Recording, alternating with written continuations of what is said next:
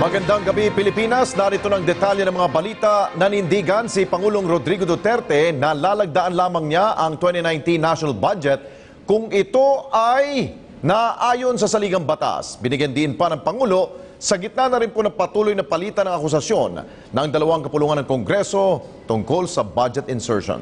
Tiniyak naman ng Malacanang na sakaling i-veto ni Pangulong Duterte ang budget bill at gamitin ng reenacted budget, ay may nakahandang contingency plans para makapagpatuloy ang mga programa para sa kapakanan ng mamamayang Pilipino. May report si Daniel Manalastas. Nagbabala si Pangulong Rodrigo Duterte na hindi siya magdadalawang isip na gamitin ang kanyang veto power para hindi palusutin ang 2019 proposed national budget. Inihayag ito ng Pangulo sa PDP Laban Campaign Rally sa Bacolod City. Sa gitna rin ng hindi matapos-tapos sa pagtatalo ng dalawang kapulungan ng Kongreso sa usapin, kahit pa na-transmit na ang budget sa Office of the President. Pagka tagilid talaga, I will not hesitate to veto the entire budget. Di pasensya tayo lahat.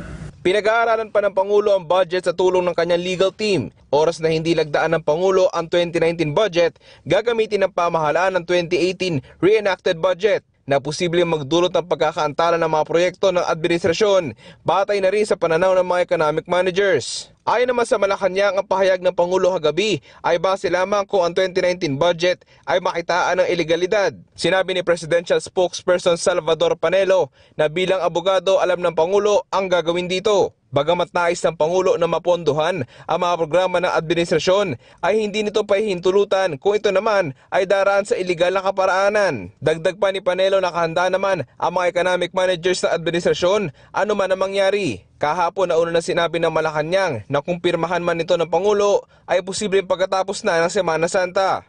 Pinag-aaralan niya. Kinalindar na pero mukhang pinag-aaralan pa. Baka after Holy Week. After Holy Week, sir? Hindi, kasi nakakalendar tapos tinanggal sa calendar. Pwede rin ibalik. Hindi ba? Lahat naman schedule niya. Subject to change without prior notice. Nauna nang nanindigan ng Senado na nilagdaan nila ang 2019 budget, pero aminado silang may mga probisyon dito na nilagay ang mababang kapulungan ng Kongreso na labag sa konstitusyon. Kaya ang pahayag ng Pangulo kagabi, sinuportahan ni Senate President Tito Soto na nagsabing ang umano'y pork barrel na isiningit ng mga kongresista ay mabubura rin oras na reenacted budget ang gamitin ng pamahalaan. Pwede pa rin anya magpasa ng panibagong budget matapos ang halalan sa pamamagitan ng mga bagong lider ng Kongreso. Samantala sa isang pahayag, sinabi ni House Appropriations Committee Chairman Rolando Andaya na rerespetuhin nila anuman ang maging pasya ni Pangulong Duterte sapagkat alam nito ang mas nakakabuti sa Pilipinas. Ayon pa kay Andaya, oras na i-adapt ng Pangulo ang reenacted budget ay mabibigyan ng oportunidad ang Pangulo na ibalik ang 80 billion pesos umano na kinansela ng Senado para sa mga proyekto ng Presidente. Daniel Manalastas para sa Bayan.